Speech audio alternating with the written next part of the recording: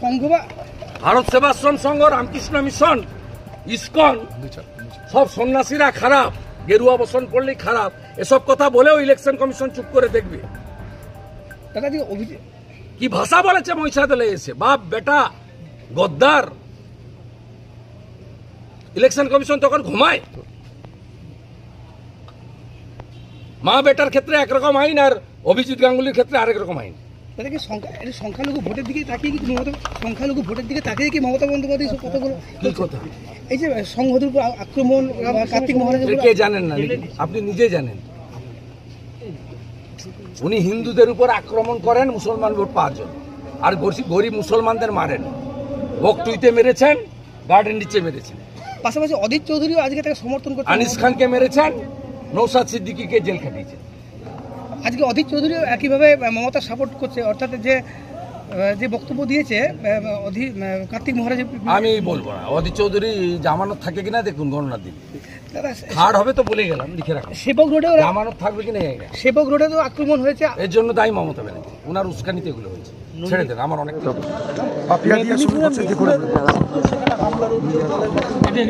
নেই, খুব অসভ্য। সকালে তাপসী মণ্ডলের সঙ্গে করেছে, দাদা সব জায়গায় করছে, ওটা করছে, এটা আইপি হচ্ছে, বাংলার লোক দেখছে। গতকাল অবধি হিসাব দিয়েছে, আবার হিসাব দেবে 25 তারিখে 1 জুন হিসাব করবে। এ কালচার ছিল না বিগত 75-76 বছরে, কোনোদিন এই কালচার কেউ করেনি। মমতা ব্যানার্জির থেকেও সংখ্যায় বেশি একসময় কংগ্রেস ছিল এমএলএ, একসময় সিপিএম ছিল। এই কালচার আমরা দেখিনি। না না, এই আইপ্যাক করাচ্ছে, আইপ্যাকের এই চিটিংবাজগুলো, চোরগুলো করাচ্ছে সবগুলো একসঙ্গে। আমরা অ্যালাউ করছি। আমরা বলেছি কুকুর মানুষের পায়ে কামড়ায়, মানুষ কখনো কুকুরের পায়ে কামড়ায় না। কুকুর প্রজাতির এরা, কুকুরের থেকেও কুকুরেরও প্রভু ভক্তি আছে।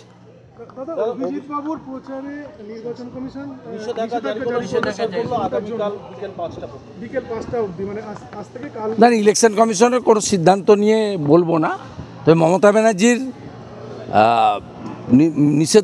ব্যানার্জির নিষেধাজ্ঞা আগে জারি করা উচিত ইলেকশন কমিশনের। মমতা ব্যানার্জি সন্দেশখালীর মা বোনেদেরকে যে ভাষায় তাদের রেট কত বলেছেন, ভাইপো বলেছে 2000 টাকার রেট, তার ক্ষেত্রে কেন অ্যাকশন হয় না? আমরা এটা স্বীকার করে নিলাম। ইলেকশন কমিশনের সিদ্ধান্ত মানা উচিত, 24 ঘন্টা তিনি অফিসে বসে কাজ করবেন, বাড়িতে বসে কাজ করবেন, কোনো অসুবিধা হবে না। কিন্তু এই জিনিসটা মমতা ব্যানার্জি এবং তার ভাইপোর ক্ষেত্রে হওয়া উচিত। মাননীয় অভিজিৎ গাঙ্গুলি নিজে থেকে কিছু বলেননি। মমতা ব্যানার্জি সন্দেশখালীর মহিলাদের রেট বেঁধে দেওয়ার কথা বলেছিলেন 2000 টাকা, তার প্রত্যুত্তরে উনি বলেছেন। ইলেকশন কমিশনের উচিত মমতা ব্যানার্জির মুখটাকে সেলাই করা আগে। ভারত সেবাশ্রম সংঘ ওদের হামলা আর মামলা ছাড়া আর কি আছে? মামলা ছাড়া কোনো অস্তিত্ব নেই, এবং আজকের পরে সব বন্ধ হয়ে যাবে। ব্যাপক কেন্দ্রীয় বাহিনী ঢুকছে এবং বিশেষ দায়িত্বপ্রাপ্ত আধিকারিকদেরকে বিভিন্ন এলাকায় সিএপিএফ বা ইলেকশন কমিশন থেকেও পাঠাবে। আর স্পর্শকাতর বুথ হিসেবে ঘোষণা করেছে অর্জুননগর, সাউথখন্ড, আড়গোয়াল ইত্যাদি এলাকাতে, এবং তারা ভোট শান্তিপূর্ণ করানোর জন্য যা করার করা হবে। আজ সন্ধ্যার পর থেকে পরিবেশ দেখবেন অন্যরকম হয়ে যাবে। গুন্ডারা বাড়ি ভিতরে, এর জন্য দায়ী মমতা ব্যানার্জি, তার উস্কানিতে এই জিনিস আমাকে ছেড়ে দাও ভাই। মমতা ব্যানার্জি বলে আমার নাকি বাপ বেটার কোনো ভূমিকা নেই। সেলিমের লাশটা, দেহটা পাকে ফুটে দিয়েছিল সিপিএম ভাঙা বেড়া ব্রিজে 2007 সালের 7ই জানুয়ারি। এই বান্দা তুলেছিল জাদুবাড়ি করে শেখ সেলিমের লাশ, এই লোকটা তুলেছিল। এই লোকটা শহীদ জননী ফিরোজা বিবিকে এমএলএ করেছিল সুফিয়ান তাহেরের নাম কেটে দিয়ে। এই লোকটা আমাকে শিখাবেন আপনারা। রাস্তায় গেলে পিছন থেকে হাতি চলে বাজার, কুত্তা ভুকে হাজার। আমার কিছু করতে পারবে না, দেখবি আর চলবি লুচির মতো ফুলবি। কিচ্ছু করতে পারবে না। আপনারা আমার সাথে থাকুন, আমার অনেক প্রোগ্রাম আছে, আরো ভালো করে বলবো পরশুদিন। বড় সভা আছে, 20-25 হাজারের সভা, কারণ মাননীয় পিসি মহিষাদলে অনেক বলে গেছে। তারপরে আমাদের ভাইপো কালকে আসবেন হেলিকপ্টার চড়ে, তিনি কিছু ভাষণ বর্ষণ করবেন, পকেটে হাত ঢুকিয়ে তোর বাপকে ডাক, এরকম করে তোর বাপকে ডাক, পকেটে হাত ঢুকিয়ে। এত অসভ্য খালি মাল। 6 থেকে 11 নন্দীগ্রামের লড়াইতে কেউ দেখেছে? এই মা বেটাকে কেউ দেখেছে? 14ই মার্চের পরের দিন সকালবেলা এসেছিল, বলছে মাথা ঘুরে গেছে, অন্ধকার বলে অজ্ঞান বলে ছুটে পালিয়ে। হাত কাটবো আমি, কই খাবে তুমি? সঙ্গে আছেন তো?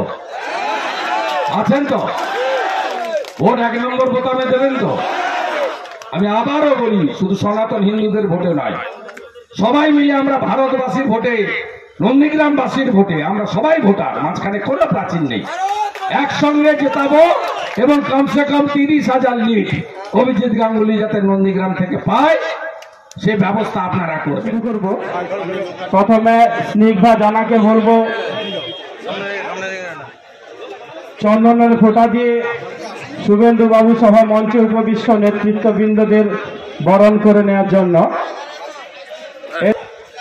রোজিনা বিবি, এরপরে বাকেট দিয়ে শুভেন্দু বাবুকে সম্মাননা প্রদান করছেন হরিপুর অঞ্চলের প্রধান সম্মানিয়া জয়নব বিবি।